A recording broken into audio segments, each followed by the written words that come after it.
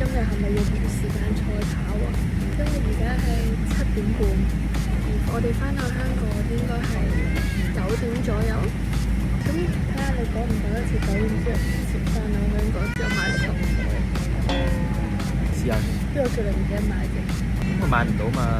佢而家係冇排隊 take off 嘅，所以睇下可唔可以1個半鐘內。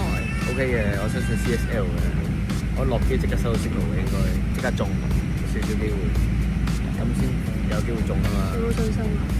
有。我哋8:09，我哋仲未 take off，加油加油加油！